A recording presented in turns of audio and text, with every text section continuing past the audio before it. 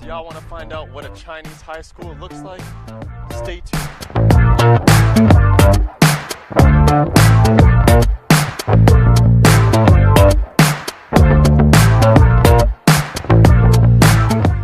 We're standing outside of Qinhuangdao No. 1 Public High School. It is the high school that I currently teach at and have been teaching at for about 4 years now. I guess the first thing we should start off with is my apartment building.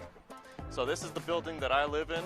This is where the other foreign teachers stay. I mean, there's only 2 of us right now, but all the other Chinese teachers, if they live far away, they can stay in one of these apartments.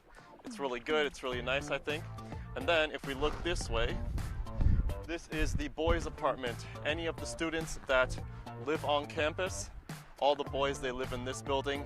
They share a room with 5 other students, so it's pretty hectic and pretty, you know, it's not like what we have back in the West, but they seem to be doing just fine. You know, each room has 3 bunk beds for 6 students in total.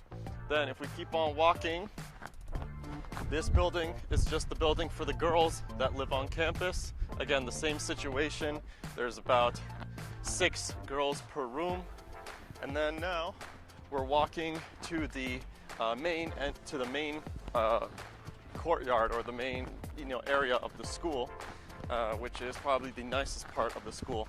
Now this is a public high school, and in Chinese for some reason they call it a middle school, like it's Qinhuangdao Shi Di Zhong, Xue Zhong means middle, and but I'm not sure why it works that way. But some foreigners, they get confused when they're looking for jobs here because they think, well, am I teaching at a middle school or a high school? Well, this is a high school, so students will be attending university.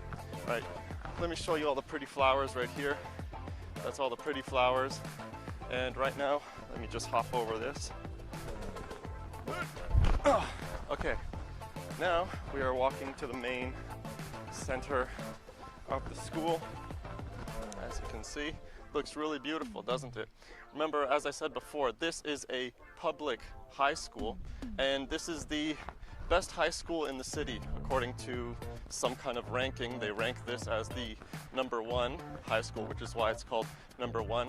I think that has a lot to do with the name. When school is, a lot of high schools, they're like, you know, the city and then the number and then high school or middle school. So you'll find like No. 2 high school, No. 7 middle school, and things like that.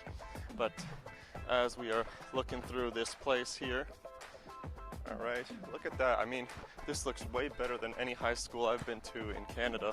Our high school in Canada was just one building. Meanwhile, this looks like a small university campus, doesn't it? Hold on, let me switch to this hand. So yeah, if we look this way, the entrance to the school is over there. And then if we go this way, this is the auditorium. So whenever we have some kind of celebration or something, like the Spring Festival, they'll usually hold something in this auditorium, and they'll have performances and things. It's like it's like a theater or something.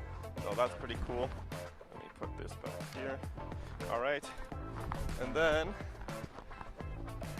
if you look here, there's 3 buildings. I'm going to show you very soon, but this is the grade 3 building, and that's another thing that might confuse you.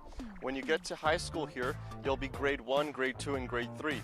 So grade 1, I guess, is equivalent to grade 10 back in the West.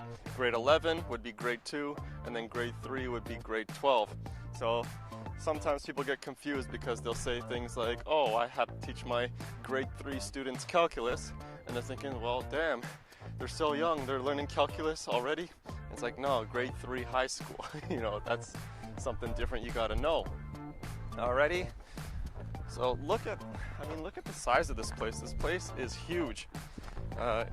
It's like a small university campus, and there's so many students here that they have 3 buildings for each grade. Well, they have 1 building for each grade. So if you look this way, we have grade 3, which is over there, and then behind it is the grade 2 building, and then behind that building is the grade 1 building. All right, let's go to the other part of the campus. I'm gonna have to teleport, all right? Wow! All right, now We are in front of the science building. I've actually never even been inside this building before, but I believe it's just got, you know, science labs and stuff. So if they ever want to do some experiments, they could then go into this building and they'll have their test tubes and whatever. And one of the buses, hello, see, they're saying hi to me now. Yeah, some of the students, they arrived. I'm not sure from where, but yeah, so there you go. Got one of those science buildings. And it's really big. I mean, it's got so many different classrooms. But now we're about to make our way to the supermarkets and the canteen, the cafeteria. Yeah. All right, yeah, so a lot of the students, they actually live on this campus. And so they do have supermarkets here so that they can buy their snacks and water and whatever. And then above, I'm gonna show you very quickly. If you look here, they've got their supermarkets over there on each side. There's one over there and there's one right here.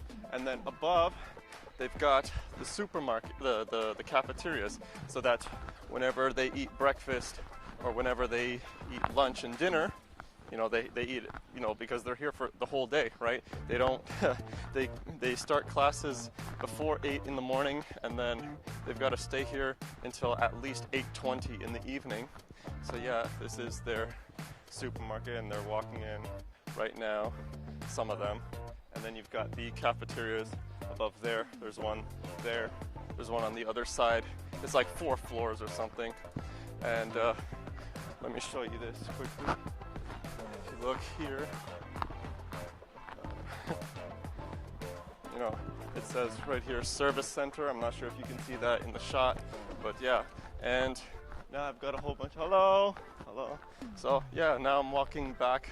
I've pretty much gone full circle to this campus, around this campus. But then I want to head over there so that you can see what kind of sport facilities they've got. All right, so let's teleport again. 3, 2, 1. Whoa! Hey yo. Okay, so now we're at the last part of the campus. As you can see, they've got a beautiful soccer field. They've got like a damn stadium here. They've got seats over there as well.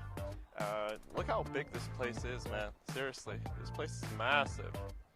You know, this is where the students spend pretty much every day. I mean, not here physically, but in this school.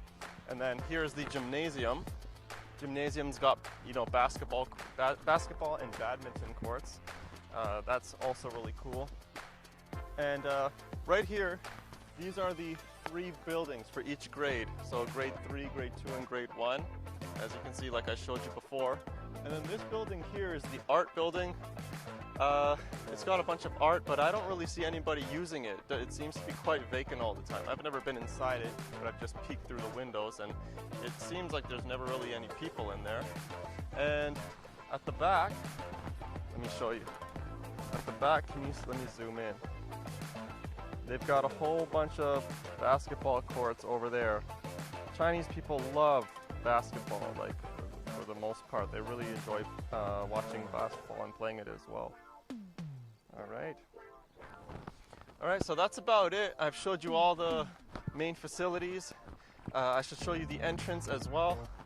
And yeah, so I think this is an awesome high school campus. Like this, I would love to go here, you know, if I was in school, but not for the amount of time that they're in here. But, you know, every school that I've been to back in Canada was pretty low budget. So it would have been nice to come to a school like this. But they do spend a lot of time here, actually. They spend the whole day, and they don't get many weekends either. But hope you guys enjoyed this video at DTube. I will see you guys later.